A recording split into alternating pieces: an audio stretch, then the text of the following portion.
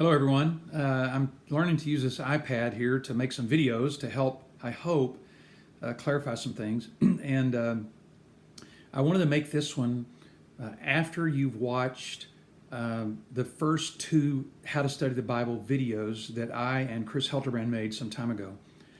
The reason I'm making this particular video is I want to clarify and make sure we're clear on a couple things. A lot of material there that you've gone through and gone over. And there are other videos in the future if you're ever interested. And I'm trying to keep my iPad here working, so bear with me here just for a moment. I thought I could make a couple of clarifications for us as it relates to this particular methodology we're attempting to learn in studying the Bible. Remember, the essential question that we'll be working on as we study the Bible anytime is not what does it say. That's pretty straightforward, I think. People can read and see what the words say. But in working in this particular Bible study method, we're trying to answer the question, what does it mean? And more specifically, what does it mean to the original audience? Now, as I'm going through this, there is a PowerPoint slide presentation. It's titled here, Inductive Bible Study Method Video 2. If you want to follow along, it's called Essential Practices. So it has those questions there. It's not what does it say, but it is related, what does this mean to the original audience? We've got to keep that in mind the entire time that we're studying the Bible or learning to study the Bible like this.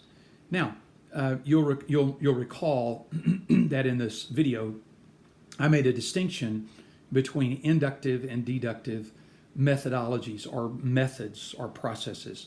You can see there on the PowerPoint slide there, I've just made those two boxes there. And we're really attempting to study inductively so that we're looking at what the text says. And how then do we go about doing that is a 4-step process. Now, in the video, you probably remember, or if you recall, Chris said something about the 7 icons. I want to clarify that a little bit. When we did this some time ago, we used the word icons because we had pictures for each step to help people remember it. But that's really neither here nor there at this point for us. What I'm referring to are 4 basic steps or 4 parts of the methodology. And number 1 is prayer. Chris talked about journaling. That's a good idea. If you want to do that as you prepare your study, that's a great thing. The second step is observation. And that includes, you'll notice here on the PowerPoint slide, that includes an understanding that we're trying to observe in 2 general areas. I like what Chris said, when somebody just says observe the Bible, a passage, it's sort of like saying talk to your wife. About what? That's kind of difficult to manage. So we've tried to clarify that the 2 areas of observation that we're interested in or concerned about are those observations in the text that tend to be grammatical. And in the next slide here in a second, you'll see. And matters that probably are historical. I often say to my students, if you read a passage and you don't understand the text or the meaning or the thrust of this text to the original audience, it is likely that there are some grammatical issues that you need to consult or observe, or there are some historical matters that lie behind this passage that would be helpful for you to know. And I gave a couple illustrations of that in that video. But I want to be real specific here. In terms of the grammatical matters, we'll come to that. Then the third step is interpretation. Really, interpretation is just asking and answering questions of your observations. And that's where the who, what, when, where, how, why. So if you make an observation that there is a term or there's a verb or there's a tent, those kind of things. You say, well, what is this? And who is it referred to? And what is its function? And how is it related in the passage? And what possible meanings are there to it? So you're really in interpretation. You're asking and answering questions about what you've observed. Then finally, application. Application. Now, on the next slide, you'll see I want to be specific when we say grammatical matters. Grammatical matters tend to revolve around the area of defining terms, and you want to be careful here. Sometimes we think we know what a term means because we've read it a lot. Like the word faith, we may think, well, I already know what that means. But it might be helpful if it's pretty critical, if you, as you read it and as you observe, it looks like it's repeating or it's the very center of the passage, that you might want to be sure and look it up. And you'll note here on the PowerPoint slides that we don't want to do this in English dictionaries.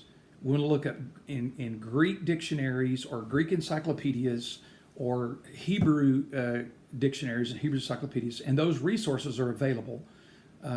We'll discuss some of that more later, but there are resources for people that don't know Greek, don't know Hebrew, that are readily available online, and even if you have access to a good library. So defining terms, what do those terms mean? What does the word mean? How did it come about? I would encourage you to have some curiosity here, to not assume that you know what the terms mean. But you might want to give some attention to that. Second of all, we want into grammatical matters is look at the tenses that might be in the passage. Past, present, future. What is the tense? How's the passage framed? And in some cases, you may discover that there is more than one tense, that there is something stated or declared in a certain tense, and then another tense comes along. So you just want to pay attention to that. Is it one tense throughout the passage? Are there multiple tenses throughout the passage? That is a critical piece of the matter. Third, you want to notice mood. Now, mood in English or in any language is how the sentence or assertion is made. There are basically two. One is the declarative mood.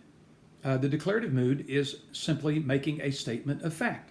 For instance, in John, when it says, "For God so loved the world that he gave his only begotten Son, that whoever believes in him would not perish but have eternal life." That's a declarative statement. It just is making a statement of fact. And so you want to be alert to that. The majority of the Bible is written in declarative mood, which leads us to the second, which is imperative. You might remember the word imperial, kind of like an emperor or a king telling you what to do. The imperative mood is the mood of command. It would be similar, or an example would be Romans 12, where Paul says, 12:1 and 2, "I beseech you, therefore, my brethren, by the mercies of God, to present your body a living sacrifice, wholly acceptable to God, which is your reasonable service, and do not be conformed to this world." So that's a command that you're to listen to and follow. Now, part of the challenge is that some of us have been raised in churches or have had experiences where we've come to believe that almost every verse in the Bible is a command. Be careful. There's large majorities of texts that are simply declarative. And I've often said to my students that it's because God wants us to know what he's done, what's true, what's real, and then that gives us the energy to do. I might just let you know, in the book of Romans, the first 11 chapters are in the declarative mood. They're just making statements of fact.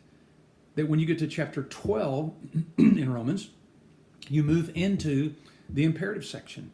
So 11 chapters declaring what God has done, it's a fact, followed by 4 chapters, 12, 13, 14, 15, of here's what you do. So just be alert to that and how your own training or background might influence you to think that something is an imperative when it's actually declarative. Then the fourth area we want to consult are parts of speech. Pay attention to conjunctions. Pay attention to pronouns. It, they. Those matters have real bearing on your understanding. Verbs, adverbs, adjectives, prepositions. Now, I know that a lot of us are a long way away from college and from our English comp days, but it's helpful for us to refresh and to work on some resources. On the last slide here, I've got some a resource, and there are resources available online, apps. Purdue University has a site there on a writing site that has lots of different resources, and you just may have to work refreshing in those areas. Now, I have here on the next slide, because observation is so important, and because we've given you some idea of what we're observing, grammatical, historical, I want you to read this article called "The Student, the Fish, and Agassiz."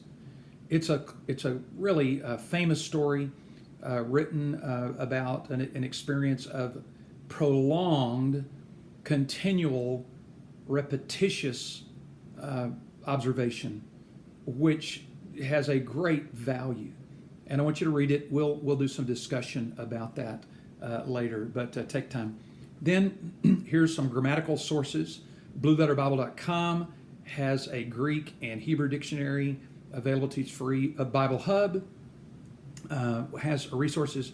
And then the English Grammar app by Steve Kim is pretty a good app. It's free, but it will help you with, if you have any question about adjectives or adverbs or parts of speech or any of those kind of things, it's pretty helpful. Then finally, historical resources. I recommend the International Standard Bible Encyclopedia. It's free online. Or The Life and Times of Jesus the Messiah. I don't know if that's free. You can get it in some electronic form, pretty reasonable. But these are some of the big parameters I want to make sure we're setting, that we understand that inductive Bible study involves prayer, observation, and observation is typically in the realm or the area of grammatical and historical observations matters, interpretation, which is then the asking and answering of questions after we've observed and done some work, done some research. What does this term mean, or what is this tense, or how is it functioning? Those kind of matters that finally then lead to application. Now, we want to keep working with this and practice, and this is really the overall view here I've tried to distill from video 1 and 2. There's certainly some other things there that you've been able to pick up. Hopefully they're helpful to you.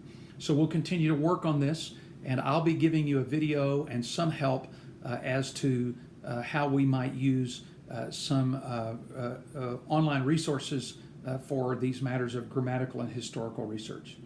If you have any questions, please don't hesitate to contact me.